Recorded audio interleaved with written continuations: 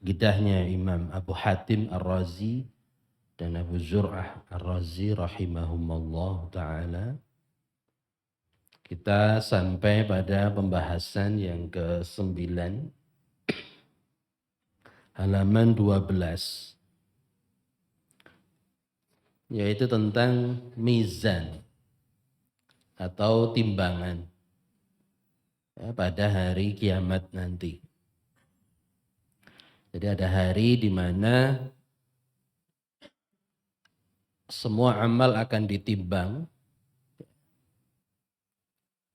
amalan yang berat maupun amalan yang ringan, amalan yang besar maupun amalan yang kecil, semua amal tanpa terkecuali akan ditimbang oleh Allah SWT. Maka salah satu nama hari kiamat adalah apa? Yaumul Mizan, hari penimbangan semua amal. Baik, kita baca di sini. Wal mizanu haqqun. Wal mizanu haqqun. Meyakini bahwa mizan, timbangan itu benar adanya. Lahu kifatani. Timbangan itu memiliki dua daun. Ya. Lahu kifatani, memiliki dua daun timbangan, kanan dan kiri. Tuzanu fihi, akan ditimbang di timbangan tersebut a'malul ibad, semua amalan-amalan hamba, hasanuha wa sayyi'uha haqqun, baik amalan yang baik, yang hasan maupun yang sayyi, amalan yang buruk, semua akan ditimbang. Haqqun, dan ini akan benar adanya, benar-benar akan terjadi. Bahkan timbangannya ini sangat besar dan luas sekali, jadi hakiki, betul-betul nyata, yang seandainya langit dan bumi, ini untuk tahu besarnya timbangan ini, seandainya semua langit dan bumi, langit ada 7 lapis, bumi ada 7 lapis, ditimbang di timbangannya Allah ini cukup timbangan itu. Jadi jangan dibayangkan timbangan kayak di toko, di warung. Timbangannya Allah ini seandainya langit dan bumi semuanya ditimbang, lawasiat, maka timbangan itu akan cukup, bahkan sisa. Dijelaskan oleh Rasulullah SAW, ya. Rasulullah SAW dalam hadisnya, riwayat Imam Al-Hakim, disahihkan Syekh Albani dalam Al-Silsilah As-Sahihah beliau, Rasulullah SAW bersabda, yudha'ul mizan yaumal qiyamah. Pada hari kiamat, timbangan itu akan ditegakkan. Falau wuzina fihi samawatu wal ardu lawasi'at. Seandainya digunakan untuk menimbang langit as-samawat, langit-langit yang 7 itu, wal ardu, dan bumi sekaligus, lawasi'at, niscaya timbangannya Allah ini akan tetap lapang, akan tetap longgar.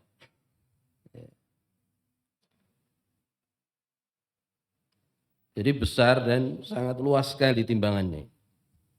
Jadi kalau hanya untuk menimbang amalan makhluk yang jumlahnya sekian miliar ini di muka bumi dan di langit, maka insya Allah tidak ada masalah bagi Allah SWT, karena Allah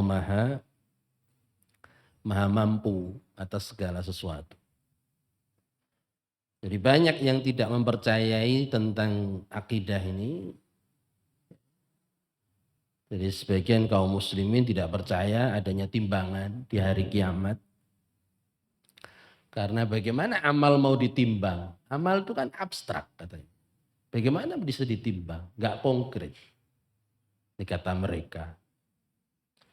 Ya mereka memang biasa mengimani sesuatu itu harus apa? Harus logis, harus logik, harus rasional, masuk ke otak, ke akal, ke nalar. Maka mereka disebut dengan kaum rasionalis. Kaum yang mendewakan akal. Atau disebut dengan Mu'tazilah. Jadi mereka ini sangat mengagungkan akal, bahkan akidah atau keimanan-keimanan yang disebutkan dalam Al-Quran dan Sunnah itu mereka nggak langsung mengimani, nggak langsung yakini sebelum akal mereka benar-benar masuk, nerima. Padahal akal manusia itu sangat terbatas. Akal manusia itu sangat terbatas, tidak bisa menjangkau ya semuanya yang dijelaskan oleh Al-Quran dan Sunnah. Nah disitulah ketika tidak bisa menjangkau akal kita, maka iman di situ yang harus berperan. Ahlus Sunnah wal Jamaah membantah mereka. Allah Maha Kuasa, Allah ala kulli syai'in qadir. Ya kita disuruh beriman saja bahwa di hari kiamat ada timbangan itu. Amalannya kok enggak konkret, amalannya abstrak kok ditimbang. Allah pun bisa. Allah bisa menjadikan amalan yang kalian anggap abstrak itu menjadi konkret. Contoh dalilnya, amalan manusia itu nanti di alam kubur, amalan yang baik berubah jadi apa? Jadi laki-laki yang bagus rupawan, yang wangi, harum baunya. Kemudian amalan yang jelek, amalan yang jahat, dosa, maksiat, itu nanti di alam kubur akan berubah menjadi laki-laki yang busuk, yang buruk rupa, berubah menjadi konkret. Amalan baik menjadi laki-laki manusia, amalan buruk juga menjadi laki-laki. Konkret. Allah mampu. Dan itu akan menemani si mayit, akan menemani kita semua. Sampai si mayit ini bertanya, kamu siapa? Aku amalmu yang soleh waktu di dunia. Berubah menjadi laki-laki yang menyenangkan. Yang menemani si mayit tersebut. Kamu siapa kok busuk banget, kok baunya nggak enak. Aku amal burukmu, aku dosamu. Allah jadikan amal yang di dunia dianggap abstrak itu di akhirat, di alam kubur menjadi konkret. Ini orang Mu'tazilah memang terlalu. Jadi mereka mendewakan akal, padahal akal mereka nggak seberapa cukup, seberapa tinggi. Harusnya mereka cukup beriman. Kemudian dalil yang kedua, nanti di hari kiamat Allah jadikan maut, kematian.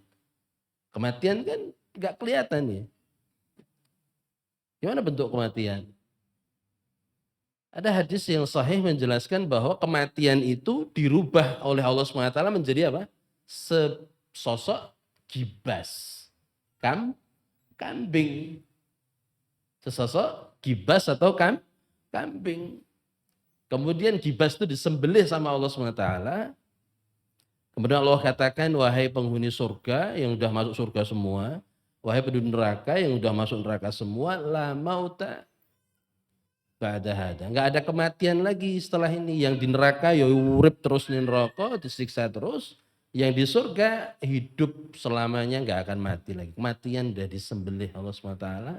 Dirupakan dalam bentuk apa tadi? Sesuatu yang konkret. Apa itu? Gibas, kambing. Ini bantahan bagi orang-orang Mu'tazilah, kaum rasionalis yang sok berakal, yang menolak adanya mizan timbangan di hari kiamat. Bisa dipahami ya? Jadi timbangan ini soal iman, karena belum kejadian. Kejadiannya masih nanti. Informasi yang di Quran maupun di sunnah Nabi itu sebatas apa? Sebatas informasi tentang kejadian-kejadian nanti di akhirat. Seperti tadi dikatakan bahwa timbangan itu Seandainya untuk menimbang langit dan bumi semuanya, ya, lawasi'at, cukup. Apalagi untuk menimbang, ya, amal manusia. Dan amal manusia akan dikonkretkan oleh Allah SWT dan Allah Maha Mampu itu. Ini bantahan bagi orang-orang yang tidak mempercayai timbangan pada hari kiamat. Kemudian dalil dari Al-Quran, ya. Dalil dari Al-Quran yaitu surah Al-A'raf. Surah Al-A'raf ayat 8 dan 9. Surah Al-A'raf ayat 8 dan 9. Allah katakan wal waznu yauma idzinil haqq.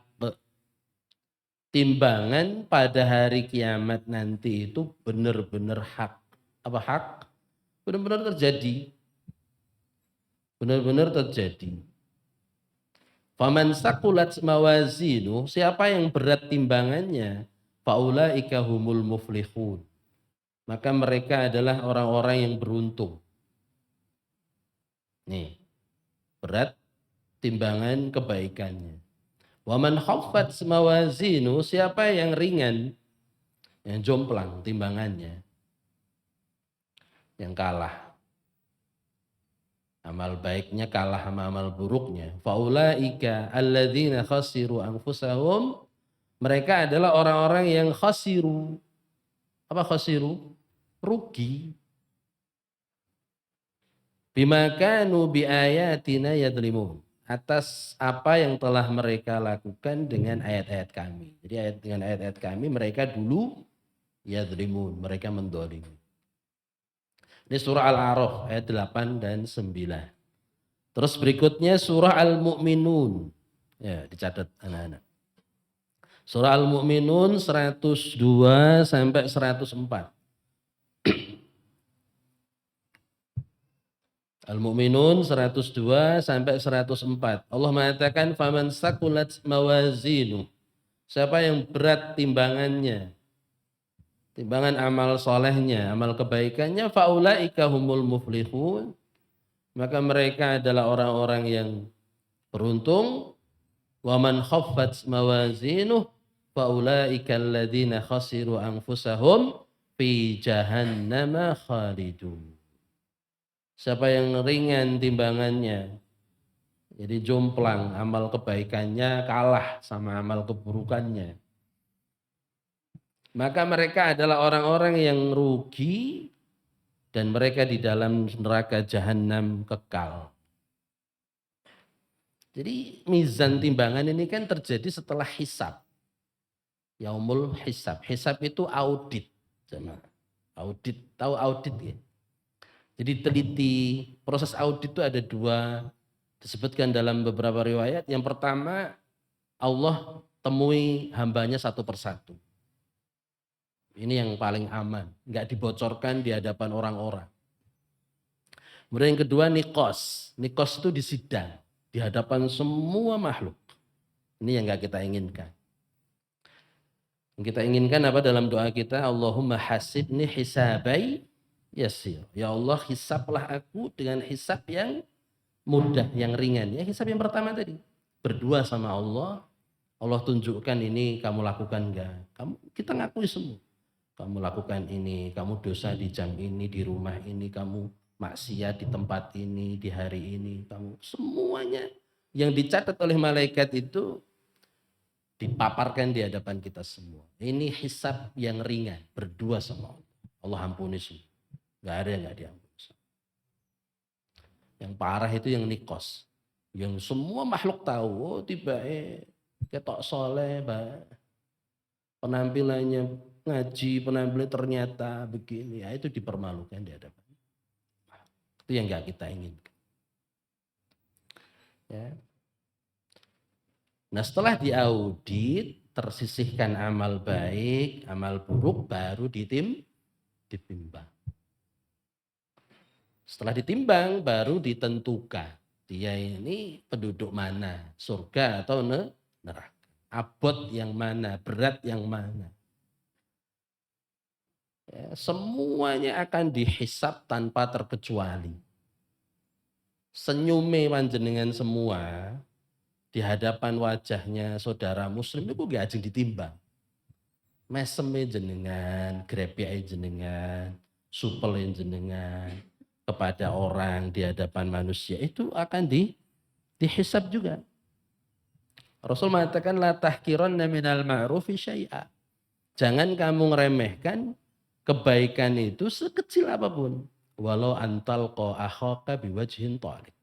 Meskipun cukup dengan senyum ketika nyambut saudaramu. Senyum. Sing sumeh. Termasuk merengutin jenengan ya kan di sini. Wong kok gak enek eseme. Wajahe gak nyenengke, bendina wudu kok ruwet, wajahe semruwet. Wudu itu mencerahkan. Skincare-nya muslim wudu. Enggak perlu tambah-tambahan laki-laki. Nek wong wedok pancene makhluk yang kurang, jadi tambahi dempul. Tambahin apa? Makhluk yang kurang kudu ditambahi, tambah anting-anting. Tambahi kalung karena memang makhluk yang kurang. Laki-laki mah enggak kurang, jadi enggak perlu anting-anting, enggak perlu kalung, enggak perlu gelang. Laki-laki kok kalungan, antingan, yo berarti dia nyalai kodrat. Kodratnya dia sempurna. Yang kurang itu wanita, maka perlu ditambahi aksesoris.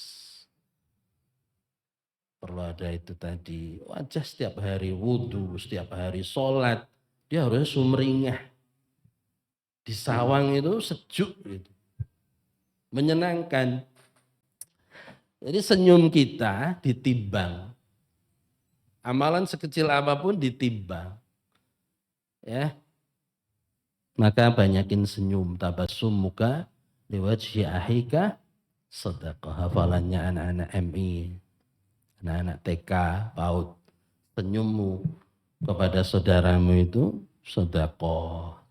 Sedekah duit susah, sedekah yang gratis, yang mudah. Senyum, ya, mau enak ketemu senyum. Ampun padu. Terus jamaah sekalian rahimani wa rahimakumullah, ada beberapa pendapat. Yang ditimbang itu apa? Apa amal? Apa badannya manusia? Atau catatan? Catatan amal. Jadi napa nggih? Yang ditulis oleh malaikat itu gulungan-gulungan catatan amal. Ada 3 pendapat. Pendapat yang pertama yang ditimbang adalah amal. Yang ditimbang adalah amal. Ada hadis yang menjelaskan kalimatani, ya, ada 2 kalimat khafifatani 'alal lisan, yang ringan diucapkan, tsaqilatani fil mizan, tapi berat di timbangan, habibatani ilar rahman, dan sangat dicintai oleh Allah SWT. Ada 2 kalimat ringan diucapkan, tapi ternyata itu ditimbang nanti berat, memberatkan timbangan, terus sangat disukai sama Allah SWT. Apa kata Allah? Kata Rasulullah SAW, subhanallah wa bihamdih subhanallahil azim. Hafal semua? Subhanallah wa bihamdih subhanallahil azim. Kalimat pertama subhanallah wa bihamdih. Kalimat kedua apa? Subhanallahil azim. Itu apa tadi? Ringan diucapkan. Enggak butuh effort atau tenaga yang banyak. Enggak butuh waktu yang banyak. Lisan kita mudah mengucapkan subhanallah bihamdih subhanallahil azim. Tapi ternyata itu nanti kalau udah kita ucapkan dicatat sama malaikat. Jadi amal apa? Amal baik kita. Amalan ini nanti akan ditimbang. 2 kalimat ini ditimbang amalan. Sakilatan, sangat berat nilainya dan sangat dicintai sama Allah SWT. Kenapa dicintai Allah? Karena subhanallah bihamdi, subhanallahul azim itu adalah kalimat pujian. Kita sedang memuji Allah SWT Subhanallah bihamdi, subhanallahil azim. Bahwa Allah itu maha agung, Allah maha terpuji. Ya, dibiasakan itu. Kemudian juga ada hadis Nabi yang menjelaskan ma min syai'in fil mizan asqal min husnil khuluq. Rasulullah SAW bersabda dalam riwayat Bukhari, tidak ada suatu amalan pun yang lebih berat ditimbangannya Allah SWT nanti melebihi beratnya husnul khuluq. Apa husnul khuluq? Akhlak yang mulia. Ya, akhlak yang mulia. Akhlak kepada orang tua, akhlak kepada yang lebih tua, akhlak orang yang tua kepada yang lebih muda, apa? Menyayangi, ya. Kemudian yang muda kepada yang tua apa? Menghormati. Rasul mengatakan laisa minna, tidak termasuk golongan kami man lam yarham saghirana, yang enggak bisa sayang kepada yang lebih junior. Yang tua itu sayang junior. Walam yuwaqqir kabirana. Dan yang enggak bisa hormat kepada yang lebih tua. Siapapun. Enggak harus orang tua, enggak harus guru. Siapapun di pondok ini, dari karyawan, dari siapapun, kalau itu lebih tua dari santri, ya santri harus hormat. Ya, ternyata husnul khuluq seperti ini itu bisa memberatkan timbangan kita di akhirat. Akhlak itu di atasnya adab. Akhlak itu di atasnya adab. Nah, akhlak ini yang harus kita punya. Akhlak kepada Allah bagaimana? Kita akan bisa beradab. Kalau kita punya akhlak sama Allah, oh mau masuk kamar mandi adabnya pakai kaki kiri. Jadi adab itu lebih ke teknis, ke apa? Ke praktek. Kaki kiri, baca doa masuk kamar mandi. Di kamar mandi gak boleh nyanyi, gak boleh ngobrol, di kamar mandi gak boleh lama-lama. Segera keluar kalau udah selesai. Kemudian doanya apa? Ghufranaka, pakai kaki apa? Kanan, itu adab. Adab ini dibimbing oleh akhlak tadi. Akhlak kepada Allah membuat kita menjadi manusia yang beradab. Masuk masjid, jangan pakai kaki kiri. Kaki kiri itu digunakan ke tempat-tempat yang kotor. Pakai kaki kanan. Berdoa Allah maftah li abwaab rahmatik. Berdoa, kemudian keluar pakai kaki kanan, kaki kiri, dibalik lagi. Itu adab. Adab ini akan mudah kita praktekkan karena kita berakhlak. Semoga bisa dipahami antara akhlak dan adab. Jadi dimaksud Rasulullah SAW di sini akhlak mulia itu akan ditimbang oleh Allah SWT dan dia lebih utama dari segala-galanya. Gitu ya. Jadi jangan sampai kita udah akidahnya bagus, ya, ternyata akhlaknya enggak bagus. Orang yang akidahnya bagus tuh mulutnya akan terjaga, enggak akan misuh-misuh, dikit-dikit misuh. Itu orang yang tidak berakhlak. Rasul itu bukan sosok yang pemisuh, berkata-kata yang kotor.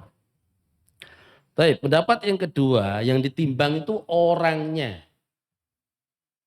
Oh berarti semakin gemuk makin bagus. Bukan berat badannya. Bukan berat badannya. Badan semakin berat, semakin gemuk gitu. Itu tidak bermanfaat sama sekali nanti di hari kiamat di timbangan Allah SWT jika tanpa diisi iman. Disebutkan dalam sebuah hadis bahwa ada seorang laki-laki yang gemuk azim, as-samin, azim gede, samin gemuknya Masya Allah, itu manusia tergemuk di dunia. Innahu la ya'ti rajulul azim samin, tapi dia ini orang kafir. Yaumal qiyamah, didatangkan pada hari kiamat, la yazinu indallahi janaha ba'udah.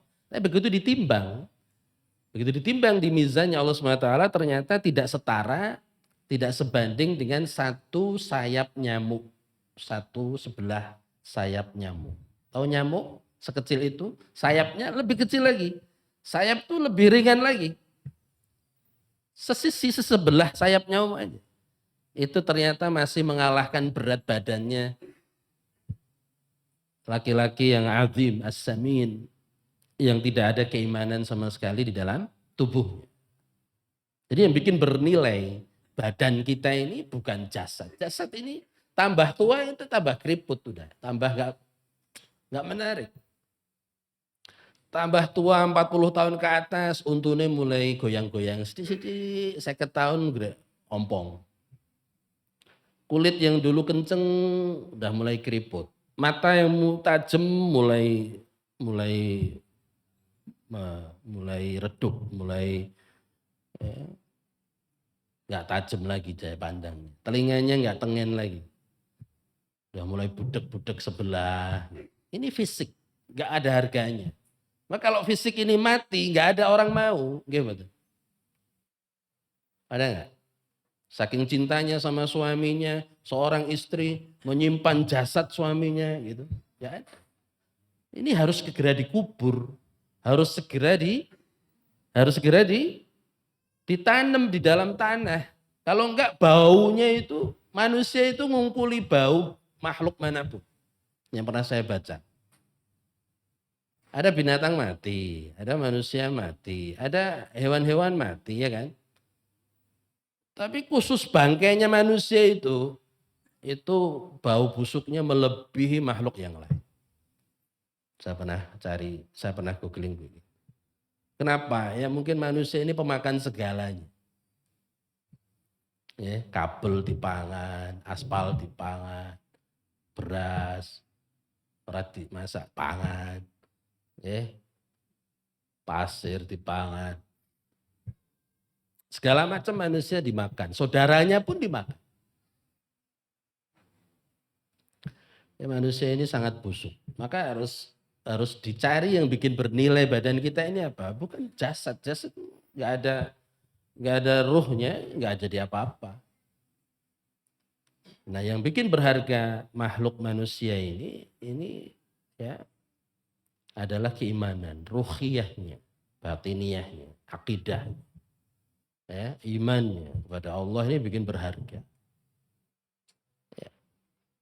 Akan hidup lagi nanti di alam barzah. Apa badannya? Badannya hidup lagi dan juga ruhnya hidup lagi di alam yang kedua. Dalam keadaan yang lebih baik di waktu di dunia. Mungkin yang dunia rekoso, tapi dia rajin ibadah. Nanti kalau hidup lagi di alam barzah, dia hidup lagi dalam keadaan yang lebih enak. Rekosonya cukup neng dunia toh. Karena imannya ada, sholatnya dijaga, ngajinya dijaga. Iki wis ora ngaji, wis ora sholat, uripe yo rekoso. Double kuadrat. Engko ning akhirat tambah rekoso meneh.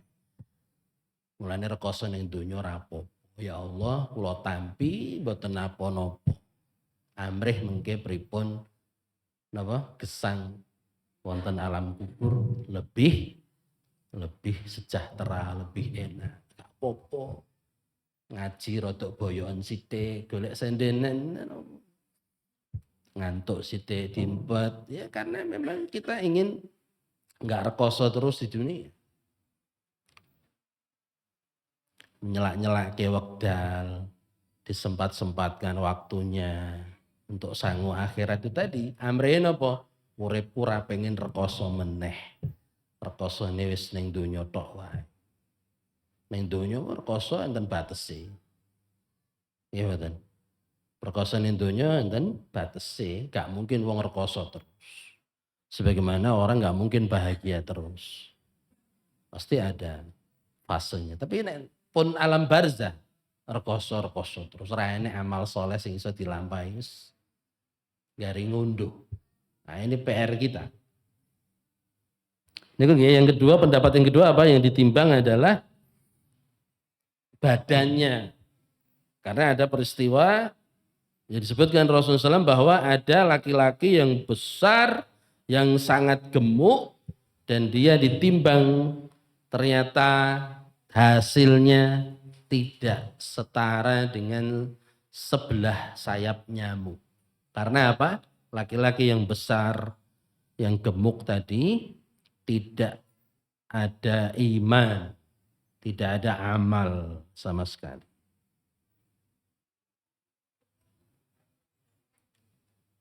Kemudian dalil yang kedua adalah ada hadis yang menjelaskan tentang kejadian di mana sahabat Abdullah bin Mas'ud radhiyallahu anhu, ini sahabat Nabi yang mulia.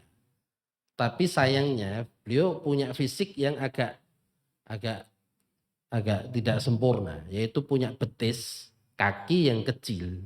Sehingga ini dulu para sahabat itu menjadikannya sebagai olok-olok. Jadi Abdullah bin Mas'ud ketika naik pohon siwak, kemudian mau metik tangkainya siwak,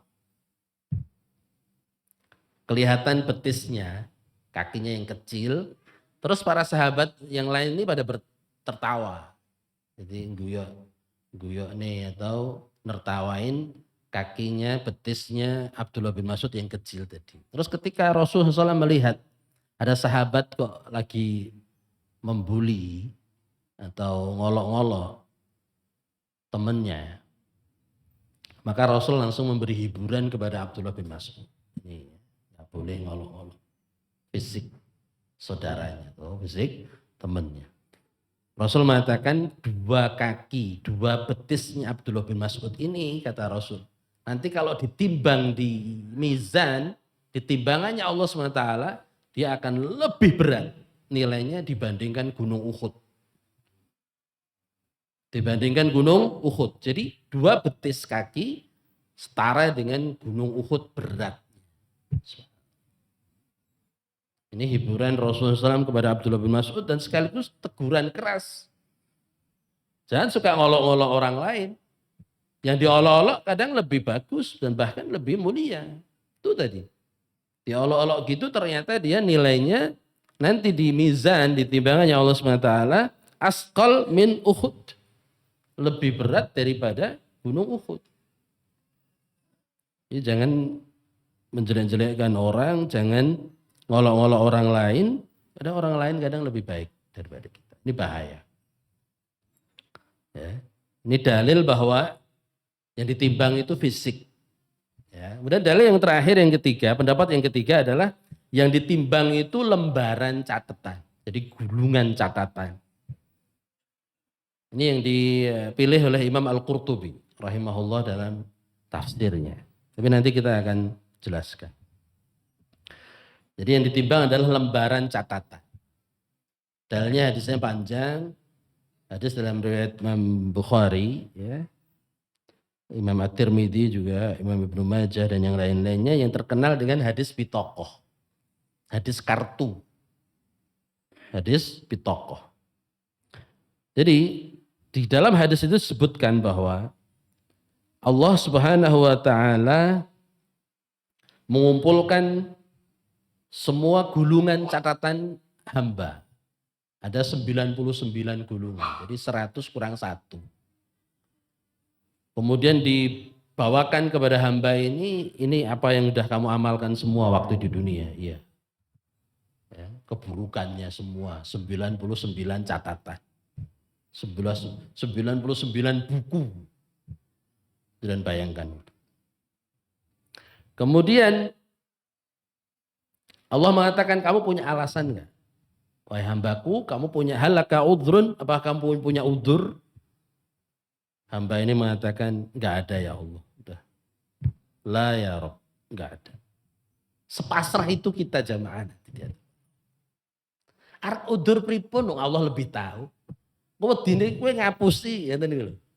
Nggih mboten? Anu ya Allah, sing biasane ngeles teng donya.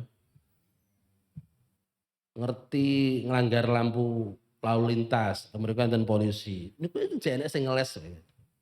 Anu Pak kesusu Pak, anu Pak ketinggal Pak. Piye carane ben lolos? Kuwi ning donya. Pak polisi ya kadang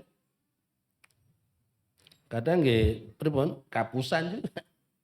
Oh ya wis, oh ya udah. Artinya di dunia kita biasa beralasan supaya nyari aman. Nah di akhirat nanti kita nggak bisa beralasan.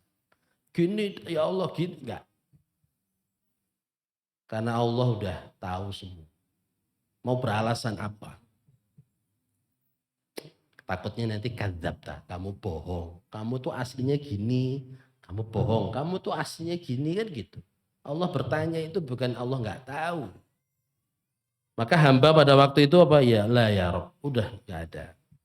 Kemudian Allah mengatakan, sesungguhnya kamu punya satu kebaikan di sisiku kata Allah. Dan satu kebaikan ini kata Allah akan bisa mengalahkan semua keburukanmu yang jumlahnya 99. Jadi berapa keburukannya? 99 buku. 99 catatan. Dia udah nyerah, dia udah pasrah. Dosanya sakmono akeh. Satu catatan itu sepanjang mata memandang. Maddal basar. Dan bayangkan. Iya, kita 24 jam. Ya. Kali berapa tahun. Yang dihisap sama Allah banyak banget. Dan dicatat malaikat sangat banyak sekali. 99 disebutkan dalam hadis ini. Ketika hamba ini udah pasrah, melihat begitu banyaknya catatan keburukan dia, Allah mengatakan apa? Kamu punya satu kebaikan. Kamu punya satu kebaikan di sisiku dan sungguh hari ini kamu tidak akan dianiaya sedikit. Kemudian Allah mengeluarkan sebuah kartu di tokoh. Di dalam kartu itu catatan hamba ini terdapat kalimat asyhadu alla ilaha illallah wa asyhadu anna Muhammadan abduhu wa rasul. Jadi tauhid. Ada satu catatan kebaikan tauhid satu mawon. Satu banding pinten mau VS 99. Lalu Allah mengatakan hadirkan timbanganmu. Mana timbangannya? Wahai Rabbku kata hamba ini. Apalah artinya satu kartu? Apalah artinya satu kartu dibandingkan seluruh gulungan dosa-dosaku tadi. 99 tadi. Apalah artinya? Kata Allah, sungguh engkau tidak akan dianiaya. Innaka la tudlam. Kamu gak akan dianiaya. Kemudian kata Rasulullah SAW menceritakan, diletakkanlah gulungan-gulungan dosa. Gulungan-gulungan maksiat yang 99 tadi.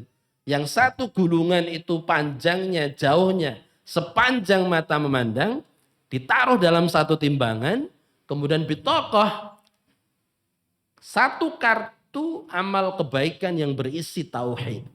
Asyhadu an la ilaha illallah wa asyhadu anna Muhammad Rasulullah dalam timbangan yang satunya. Kata Rasulullah SAW, la rajihat al-bitaqat. Maka gulungan-gulungan amal ini tiba-tiba jomplang. Terangkat dan kartu la ilaha illallah tadi lebih berat. Ini jamaah. Dan ini adalah bentuk kasih sayang Allah SWT kepada kita semua yang memelihara tauhid. Yang menjaga tauhid kita sampai mati. Dijaga tauhid ini dengan sekuat-kuat. Jangan sampai tergadaikan. Tauhid ini akan menggaransi kita akan selamat dari neraka selama-lamanya. Ya mungkin akan masuk neraka, tapi dia karena tauhidnya masih bagus, tidak terbatalkan dengan kekafiran, tidak terbatalkan dengan kesyirikan, maka tauhid ini akan menjaga dia dari kekekalan. Nggak akan kekal selama. Karena Rasul mengatakan inna syafa'ati li ahlil kabairi min ummati. Syafaatku kata Rasulullah itu diantaranya bagi siapa? Bagi pelaku dosa-dosa besar dari umat Islam. Hadis ini kalau di Madinah itu ditulis di Raudhah. Jadi kalau di mimbar Nabi dan rumahnya Rasulullah itu ada Raudhah. Hadis ini ditulis di situ. Inna syafa'ati li ahlil kabairi min ummati. Hadis penting banget. Ya, bahwa umat Islam itu separah apapun, asalkan gak tergadaikan Islamnya. Separah apapun dosanya, dia akan dapat syafaat dari Rasulullah Muhammad sallallahu alaihi wasallam. Mung ojo musyrik. Utawi mu'alla, apa murtad. Ya, lock out. pindah agama. Ya. Nah ini pun tidak dapat. Kemudian hadis Nabi yang lain mengatakan Allah akan mengeluarkan dari neraka semua makhluk yang ada di dalam hatinya apa? Habbatan khardalin minal iman. Kalau di dalam hati orang itu ada iman, dia pernah nyembah Allah, dia ada kalimat la ilaha illallah, itu pasti akan diintaskan dari neraka. Jadi yang kekal itu tinggal wong-wong sing nggak ada iman sama sekali, ya, atau imannya udah digadekan, dia udah keluar dari Islam. Nah, jadi ada 3 pendapat ya yang ditimbang. Dan 3-tiganya ini tidak bertolak belakang satu sama lain. Yang ditimbang yang pertama tadi Pak, amal soleh. Dalil-dalilnya tadi ada amalan-amalan yang disebut Nabi, dia ditimbang. Kemudian yang kedua apa? Badannya manusia itu, tubuhnya manusia itu, ada badan orang yang besar, yang berat, tapi ternyata dia nggak ada harganya sama sekali Allah karena nggak ada iman. Karena yang bikin badan kita ini berguna, bermanfaat, iman. Nggak ada iman, manusia itu nggak ada harganya di mata Allah SWT. Mending mati aja. Ya, mending mati karena nggak ada manfaatnya. Kemudian yang ketiga apa tadi? Bitokoh atau hadis bitokoh, yaitu apa? Gulungan-gulungan, catatan-catatan amal. 3-tiganya ini disebutkan oleh para ulama dengan dalilnya masing-masing dan tidak kontradiktif, tidak bersilang ya pendapat, tidak saling ini tapi saling menguatkan. Jadi kesimpulannya jemaah sekalian rahimani wa rahimakumullah, salah satu nama hari kiamat itu yaumul mizan, ada yaumul hisab, ada yaumuddin, ada yaumu qiyamah, ada yaumul akhir, ada 9 atau berapa penamaan hari kiamat. Nah ini kita bahas adalah yaumul mizan, bahwa hari kiamat nanti semua manusia akan ditimbang oleh Allah SWT, ada amalannya, ada badannya, ada gulungan-gulungan amalannya. Maka semoga kita bisa mengoleksi, memperbanyak amal soleh sebanyak-banyak. Dan jangan remehkan kebaikan amal soleh sekecil apa. Walaupun cuma nyingkirin apa, duri dari jalan. Kita lewat, ada batu di jalan, iki kok nek ditabrak wong iso ngguling. Iso jatuh iki. Oh, ada jeglongan di depan rumah, enggak usah nunggu APBD turun. Beli semen 1, beli apa, Pak, itu sudah menjadi amal soleh. Menyelamatkan banyak orang. Ada pohon ganggu, singkirkan. Kecil sekali nilainya. Ya, bahkan tabassum, senyum kita di wajah saudara-saudara kita itu juga jangan diremehkan. Itu barangkali menjadi sedekah yang bisa memberatkan timbangan amal soleh kita dan bisa membantu memasukkan kita ke dalam surga. Gak ngerti kita amal soleh kita yang mana yang diterima Allah, gak ngerti. Maka josok merasa cukup beramal soleh dan jangan menyepelekan amalan sekecil apapun. Bisa yang kecil-kecil itu yang bisa memuluskan jalan kita menuju surganya Allah SWT. Barakallahu fikum jami'an. Mungkin itu yang bisa kita sampaikan pada kesempatan kali ini. Jadi jangan remehkan kebaikan karena kita sangat membutuhkan kebaikan itu di yaumul mizan nanti. Baik, kita akhiri kajian kita pada sore hari ini. Kita cukupkan. Tersuwun, jazakumullah khairan. Jika ada salah-salah kata mohon dimaafkan. Kita akhiri dengan doa kafaratul majlis. Subhanakallah bihamdika asyhadu an la ilaha illa anta astaghfiruka wa atubu ilaik. Assalamualaikum warahmatullahi wabarakatuh.